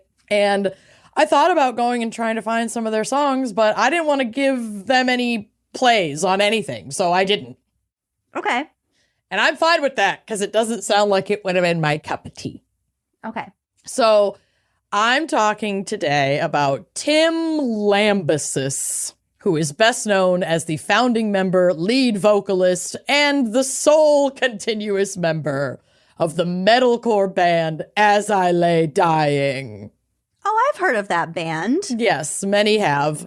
Couldn't tell you a goddamn song. Couldn't pick them out of an audio lineup. No, absolutely not. No. Formed I'm okay in with that. San Diego in 2000. That's where Tom DeLonge is from. There you go. Tom DeLonge. Tom. The band had released 6 albums before Lambesis' arrest, which we'll get to, obviously. Oh, Jesus. Their 2007 Jesus. album, An Ocean Between Us, reached number 8 on the Billboard charts and number 1 on the top rock chart, with a single from it, Nothing Left, earning a Grammy nomination for top metal performance. Now, I was only ever a little baby metalhead. I was not really a metal or metalcore person, and they didn't get popular. I mean, popular enough in our era of being into the Warped Tour shit until we were already kind of grown out of it. Over it. So I'm not surprised that I'm I know the name of the band, but I don't, like you said, I could not pick a song out of their lineup. We're a little bit old manny about it. Yeah, very much so. Sounds very emotional. Uh-huh. Yeah. Lambesis is also involved in other projects, including a solo thrash metal project called Austrian Death Machine, which pays tribute to Arnold Schwarzenegger. There's a picture of one of their Christmas album arts on the drive. What the fuck? They have a Christmas album? I guess. I don't know. That is a solo project if I've ever seen one. Big time. A very brutal Christmas. Mm-hmm. And he also had a death metal band called Pyrithion. But As I Lay Dying was definitely his most successful project, despite being borderline Christian rock. So, like, There's all over the place. It's all over the place. So it's not like, I didn't see anything that flat out called it Christian rock, and I don't even think that Lambesis flat out called it Christian rock, but it's definitely Christian, quote, inspired. Like, he would say that in his own admission in interviews. That, like, his music was very... Christian death metal is... Yeah. Seems kind of antithetical, but whatever. Well, that's why art I wrote, art. she's not a Christian! She is not a Christian! However, Lambes's life took a dark turn that brought him from the stage to the courtroom. Oh. Big bad boy. Oh. In May of 2013, he was arrested in Oceanside, California. And what is the charge, you ask? Well, don't you know it's attempting to hire someone to murder his estranged wife, Megan Murphy. I was just going to guess that. Mm-hmm. Oh, no. So Megan had filed for divorce in September of 2012, citing changes in his behavior and alleged concerns about his obsession with bodybuilding and excessive spending on tattoos, which, like, oops, called out. Well, in tandem, it's not a great look. I feel like it's not. Yeah. Also, like, if you're spending so much on scary big death thrash metal guy needs to hire someone to go as well. I mean, blew it. As well as being, quote, dangerously distracted while watching their children and taking last minute trips to see an extramarital girlfriend. So he's cheating. God. He's not a great dad. He's spending way too much money on tattoos. He's constantly in the gym getting fucking ripped up. I don't like that. And it is crazy. Like, you can see pictures of him from, like, 2010 when he was just, like, out on tour with the band, and he just looks like a kind of a skinny metal guy, and then he gets into his fucking Schwarzenegger era, and he's just massive. Like, he definitely packed on some muscle tone. He looks pretty jacked in all of these pictures. Oh, he's jacked, all right.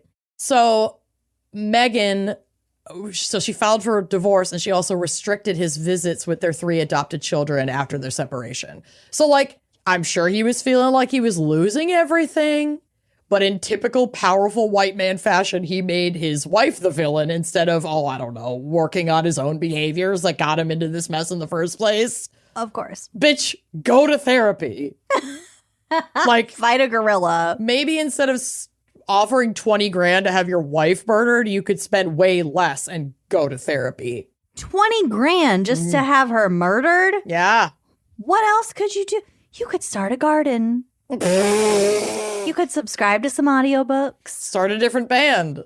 I don't know. Get some talk space, some better help. Seriously. Something. So the plot unfolded after Lambesis twice told a man at his gym that he wanted his wife killed. He complained that she was making it difficult for him to see their children and impossible to complete their divorce. The man Lambesis initially approached reportedly went to the authorities after it was like, it's totally not like, okay, the first time you say it, all right, we've all said like, oh my God, I want to kill my spouse. But then when you keep saying it. But when you like, and you're starting to get into detail about like, could you help me out with this? Like when and where and how much? Yeah. Yep. So this genuinely read to me as like the rock star version of the fucking cheerleading mom case. Like, this dude is such a joke. She goes to that. Was so she goes to her ex-brother-in-law, asks if he'll take a hit out, and he's like, for sure, and then just immediately goes to the cops. I'm like, good on you. Good on you. So Lambesis then met with a sheriff's deputy. So this guy at the gym is like, oh, sure, okay, I know a guy. Like, this happens a couple times. Where Lambesis mentions, like, I really want to find somebody to take out my wife. Guy goes to the authorities, and they're like, okay, go back and tell him that you found someone, and then we'll set up an undercover operation. So he meets up with this guy who was a sheriff's deputy, posing as a hitman under the code name Red. You're going to be Red but like, girl, of course that's a cop. Get a better Miranda code rights name. will be red. Yeah, you'll be red to filth. The undercover agent, San Diego County Sheriff's Officer Howard Bradley, testified that Lambesis met him at an Oceanside bookshop in May and stated he wanted his wife, quote, gone. Bradley asked Lambesis directly if he wanted his wife killed, and the singer replied, quote, yes, I do. Lambesis provided the undercover agent with an envelope containing an initial $1,000 for, quote, expenses, as well as pictures of his wife, her address in Encinitas, California, and the front door security code to her home. God, that's so freaky. Oh, it's horrifying. Oh. He also instructed the agent to kill his wife while he, Lambesis, was with their children, planning to use this as his alibi, and then agreed to pay $20,000 total for the hit. And then he was What a arrested. bargain, honestly. Yeah. You have to pay, honestly, for a legit hit job, if you're not paying $100,000 minimum, it's a con. It's a cop. / you have no right. How dare you? You want a cheap hit job? Rude. Fuck off. Then do it your fucking self. That's or an insult go to your therapy. victim. It really Yeah. is. I mean, all of this is Do it so- yourself / go to therapy. Yeah, please. But yeah, If you want to take a hit out on your partner, $100,000 try is not the minimum. doing that. Yeah. Yeah, it is. It is insulting. It is insulting. He has money. Well, had. Anyway, Lambesis' legal team introduced a roid rage defense, blaming the singer's steroid use for his actions. And he had been using steroids. We're blaming his previous action on his current actions. Correct. His lawyer, Thomas Warwick, stated that Lambesis was mentally unstable and that his thought process was, quote, dramatically impacted by the steroid use. Warwick also said that once Lambesis began working out, the steroid use began, and the singer, known for his Christian-inspired music, lost his faith in God. Okay. Though this may not have been the roids, as he also said in an interview later that in 2012 he started studying theology and no longer considered himself a Christian. But, you know, defense is going to defense. However, The roids are going to roid. roids are going to roid. Prosecutors did not accept the roid rage defense and stated that the singer knew exactly what he was doing and that his estranged wife was living in fear. So that was like his bail hearing. The state was like, no. This is going to trial unless he pleads out and like deal with it. We're not tossing out this case. A new bail hearing on May 17th, 2013 saw his bail reduced from $3 million to a mere $2 million, which he paid. Only $20,000 to have his wife taken care of, but he's definitely going to cover that $2 million bail. So he was released. 10% of $2 million would be $200,000. That's what I'm saying.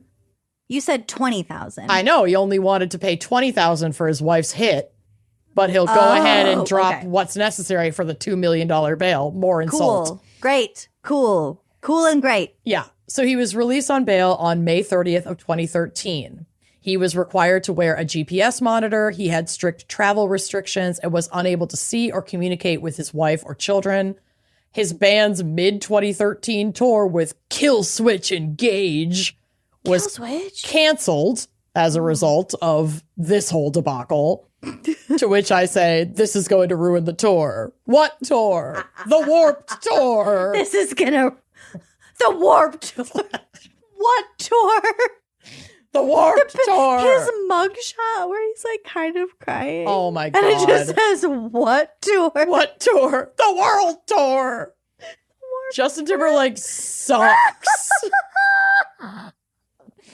That whole story is so funny because the cop that arrested him was too young to know who the fuck he was. He was No idea. What tour? The World Tour. Oh, okay. That would have been so much salt in the wound. Oh my God. Of Justin Timberlake. The cop is on Who the fuck you are. Cop is on the radio like, yeah, what tour? We're going to need a psych eval. Copy that.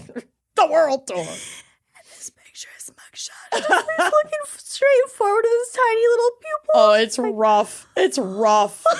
That's a man who's like, you know what? It is over. I'm done. Bye-bye. You know what? Cry me a river.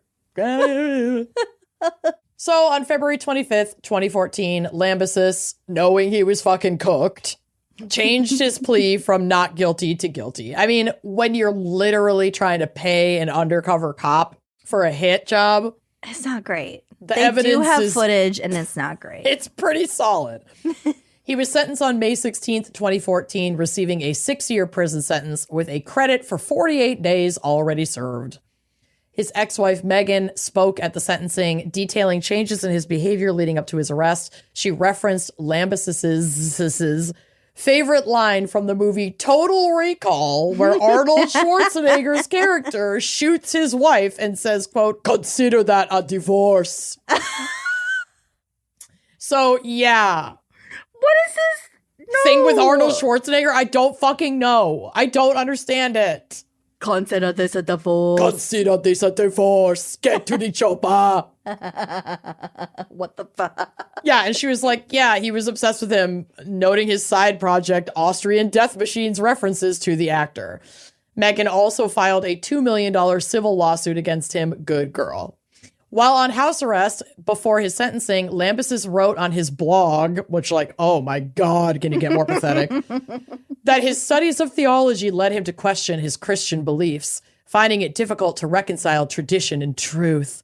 He stated that he felt it was, quote, unreasonable to call myself a Christian in light of the evidence. It wasn't the trying to kill my wife that led me away from God. It was the theology, you guys. Please read my blog. Please. Please, please. Oh my God, please read my It's blog. a theology, please. It's all I have, please. A statement from the band, however, later suggested that after his incarceration, Lambesis reevaluated his beliefs and considered himself a follower of Jesus once more. Oh, was he a born-again Christian too? Okay. Okay. The playbook continues to play. Lambesis served 2 years of his 6-year sentence and was released on parole on December 17th, 2016. After his release, he reunited with As I Lay Dying. The band performed together for the first time since May 2013 on a random Saturday in San Diego.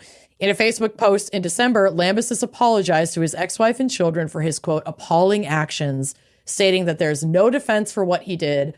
At the San Diego show, he expressed thankfulness for the audience and for the relationships the bandmates had built. However, this reunion wasn't without challenges.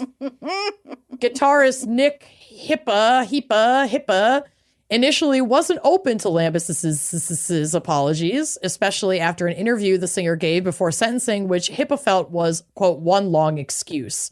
Hippa stated that this turned his empathy into blind hatred. So that's fair. It's like he didn't take responsibility for fucking anything and ruined all of our livelihoods. And now he wants me to just like be his buddy again when he comes back. But he met up with him in person after his release and says he saw a changed man. Lambesis himself stated that defense is no longer in my vocabulary and that he can only make amends, express remorse, and put energy into positive things.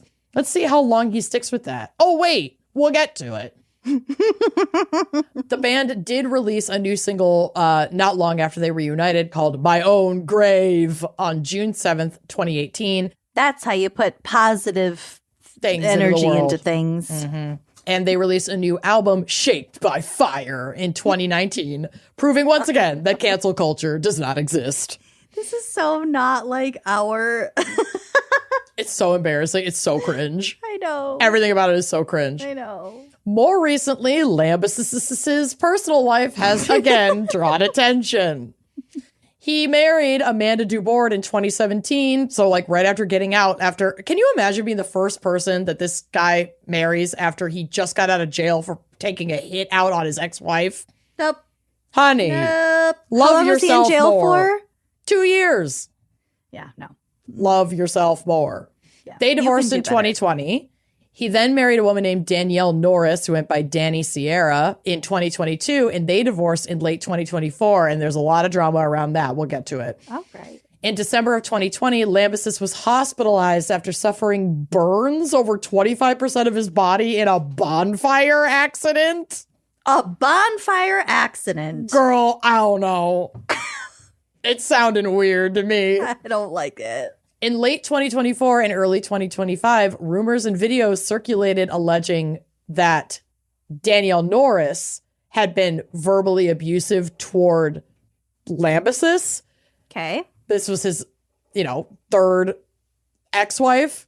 And so she comes online and is like, I'm fucking shutting this down. She counters the claims of abuse, saying that Lambesis was mentally unstable.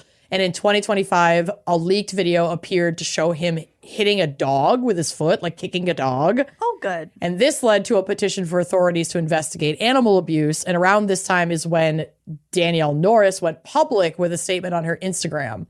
I'm going to read you that statement, and it is damning. And I gotta say, I believe her. Okay. I have I'm no ready. reason not to, considering his fucking pattern of behavior. Quote, I did not release the videos that have come out of Tim Lambesis. So whether those are the videos of him kicking the dog, also the videos of her alleged abuse against him, there were just all these videos going around about this fucking guy at the time. Not the ones that were released in November, nor the ones that were released today. Out of respect for me, I'm asking whoever is leaking videos to please stop. I will no longer stay silent out of fear of Tim. The lies being told by him in his last statement and in his recent podcast, because he was like going around defending himself on like the fucking incel podcast circuit. Yeah, that's what they do. Trying to accuse this woman of abusing him. Are deliberate attempts to cover up the truth and play the victim using typical Darvo tactics. There was never a domestic violence investigation against me, nor was there ever a restraining order placed against me. This is public information anyone can access online. The videos that Tim claims to have of me, quote, abusing him are instances of self-defense and outbursts against his ongoing physical and mental abuse and repeated infidelity with hundreds of people. Woo. The statement I released on October 24th defending his abuse was drafted up by him and his new managers to protect his career and public image, which I have proof of. Oh, God, I fucking hate that. Your manager's involved in drafting a statement to give to your girlfriend to like... Yeah. No. To cover his ass. Tim has continuously tried to intimidate me, bribe me, and beg me to sign an NDA in our marriage settlement, stating that I will never publicly talk about him so that the truth will be buried when our divorce is finalized, which are all recorded conversations.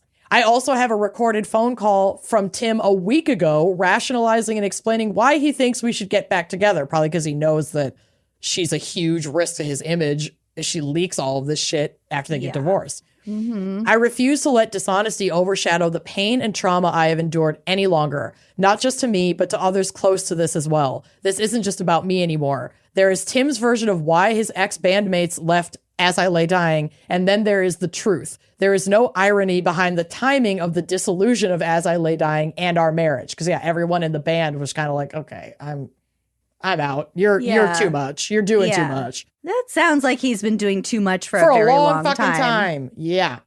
Towards the end of our relationship, Tim told me, quote, in psychology, when someone hears a story of abuse in a relationship from one person, they're more likely to believe that person's version because they were the first to tell the story. At the time, I didn't fully understand what he meant, but it's very clear to me now. That's why he started speaking out before, alleging her or blaming her for abuse so that he could own the narrative and be the first one to speak out about it. Yep. The abusive, cheating narcissist will try to destroy your life and name with lies before you can shine light on the truth. I am done being silent, end quote. Good for you. Chills, baby. Yes. Former As I Lay Dying guitarist Ken Susi also revealed in April of 2025 that an incident where Lambesis abused Danielle Norris happened at Ken Susi's home and was captured on video. And that led to the entire 2024 band lineup leaving, including longtime member Phil Scrosso. So it's like, we know you did this. You're a lying piece of shit. We don't want to have anything to do with this. I'm annoyed that it took everybody this long to fucking ditch him and leave the band. Like, I think that this behavior had existed for a long time through multiple marriages. It obviously had. And I'm positive that people knew. At least some of these people knew about it. I mean, they had to have known about it enough to feel comfortable, like, taking video of an event happening. Like, better late than never, but, like, men do better. It's also, like, I see so many parallels with the Diddy trial that's going on right now. It's like, there are so many powerful rich, influential people who knew what was going on and who were just and didn't like, say anything. I'm not going to be the one to rock the boat. That's not going to be me. It's fucking devastating. It's It really is. fucking devastating. It is. And the bravery in the testimony, holy shit.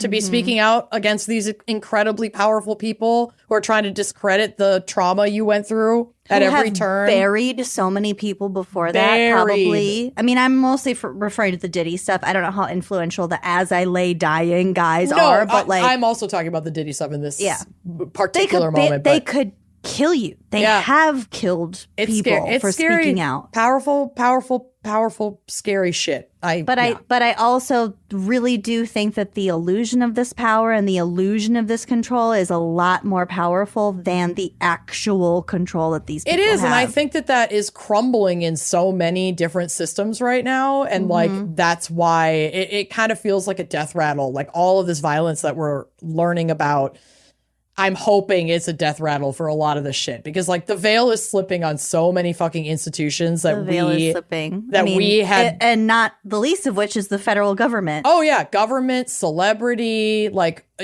so capitalism, like a lot of this shit. I want to believe we'll see fall in our lifetime, but God, these tears that we've perceived that aren't real. Yeah, it's crazy. They're only as real as you let them be. The whole band bailed on him and left Lambesis as the sole member of As I Lay Dying. He admitted creating, quote, an unhealthy environment, but stated that he's going to continue the band. It's kind of appropriate that the name is As I Lay Dying, as he lays dying alone in his own little sad band. He continues with As I Lay Dying as the band's only member. Cool. Bye. Bye-bye. Later. Go away always. Oh, boy. Anyway, that's my case. Lots of abusive band lead men in the Warped Tour circuit. Tough stuff, y'all. Tough stuff. And including the not-so-great founder of Warped Tour itself. Mind your idols. Mind your idols. But Never not meet us. 'em. Join us on Uncorked. And please come meet us. We're only problematic in little spurts. Yeah, and we'll, it's not a consistent part of our ideology. We take feedback. Anyway, thank you so much for listening. Thank you to Michael Wolf. Taking us on an absolute trip down memory lane. I was so excited for this. I was very excited to wear some eyeliner. Oh, you look adorable. You better go out and get a cocktail so you can really like stretch this makeup into the evening. It is 5:15. Yeah. I'm not leaving my house. Well, I'm not going anywhere. Corey did pickup. I say call Ben. Come on, just one. You know you want We'll to. see. Okay. All right. Well, Don't tempt me. Until then, we love you. Please do join us on Uncorked. You can get this episode and all episodes same day ad-free, as well as all of our bonus content. Lucy is about to drop our exclusive run of merch. I'm so excited about it. It's so cute, you guys. It's been a long time in the making, but for any subscribers to Uncorked, you're going to get a free, you're going to get a code for a free bonus, like exclusive merch item when you buy anything from our online Big Cartel store. Mm-hmm. My mom's going to see that little discount, that little coupon code. She's going to throw that little gift in there for you. Oh, and you're good.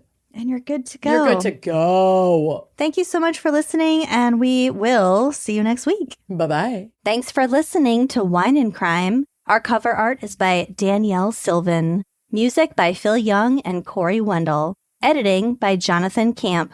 Our production manager is Andrea Gardner. For photos, sources, and other resources, head to wineandcrimepodcast.com. You can follow us on all the socials at Wine and Crime Pod.